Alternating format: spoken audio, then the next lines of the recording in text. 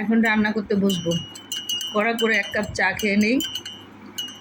চাটা যদি না খাই তাহলে রান্নাটা মাথায় ঢুকবে না, কী থেকে কী করবো, উল্টাপাল্টা করে ফেলবো। তাই আগে চাটা খায় নেই, পরে রান্না শুরু করব। রুই মাছ ভাজবো আর আলু পটল ভাজবো।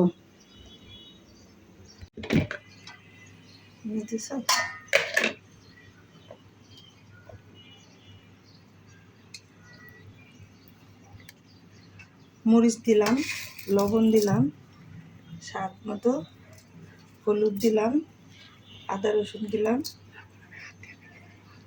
এখন আমি হাত দিয়ে ভালো করে সব মাখবো।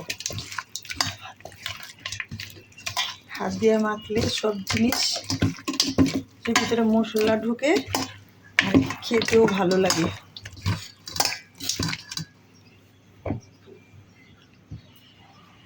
মরিচ গুঁড়া দিলাম,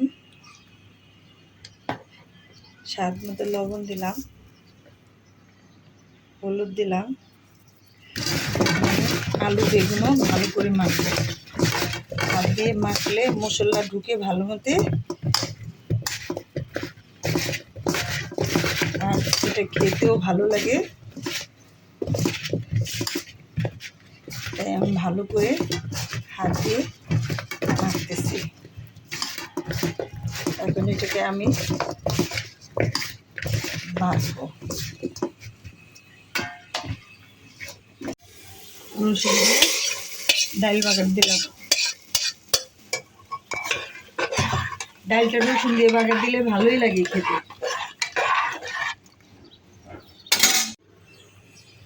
মাছ দিয়ে ভর্তা করবো, তাই বড় সাইজের 1 পিস মাছ ভেজে নিতেছি। এর থেকে রসুন কাঁচামরিচ ভেজে নেব। মাছটা প্রায় ভাজা হয়ে গেছে। এখন আমি রসুন কাঁচামরিচ আর কিছু আলু ভেজে নেব ভর্তার জন্য। একসাথে ভালো করে ভাজবো। দুটো শুকনো মরিচ দিচ্ছি।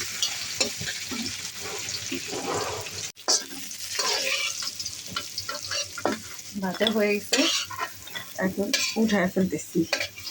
রুই মাছের ভর্তা অনেকদিন খাওয়া হয় না, দেখি আজকে রুই মাছের ভর্তা বানাবো। ভাবছিলাম ল্যাঞ্জা দিয়ে করবো, আর ল্যাঞ্জা বাঁচতে সময় লাগবে, তাই মাছ দিয়েই করতেছি।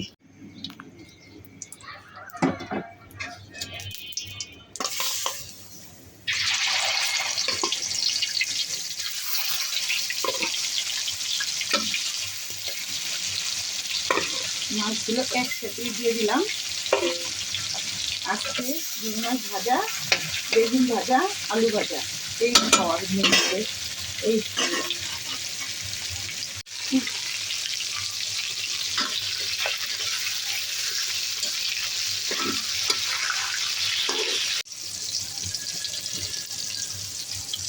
মাছটা ভাজা হয়ে গেছে।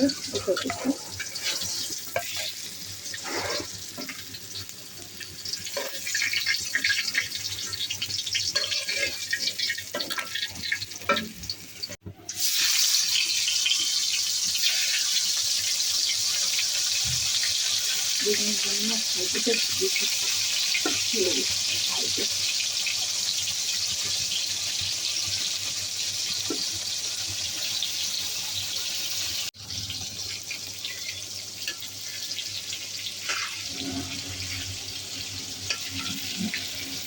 এক পিঠ ভাজা হয়ে গেছে, উল্টা দিতেছি।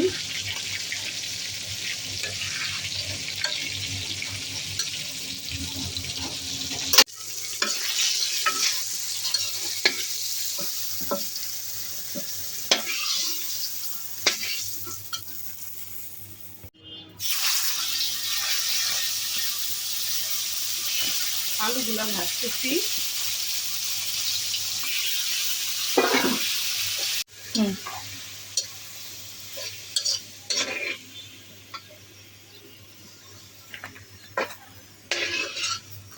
আলু ভাজাও হয়ে গেছে, বেগুন ভাজা।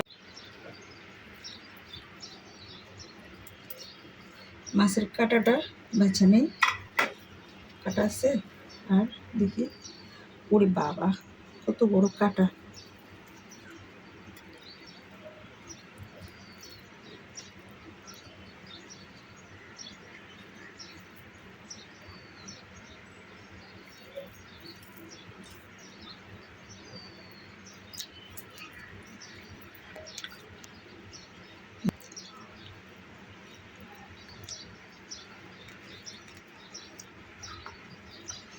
লবণ দিব, লবণ।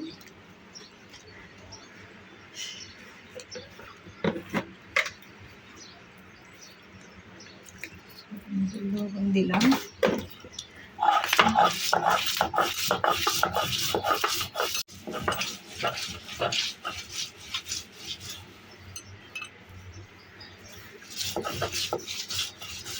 একটা কাঁচা পেঁয়াজ দিব, কাঁচা পেঁয়াজ দিলে ভর্তাটা ভালো লাগবে। ভাইজা তো দিছি, আবার একটু কাঁচাও দিয়ে দিলাম।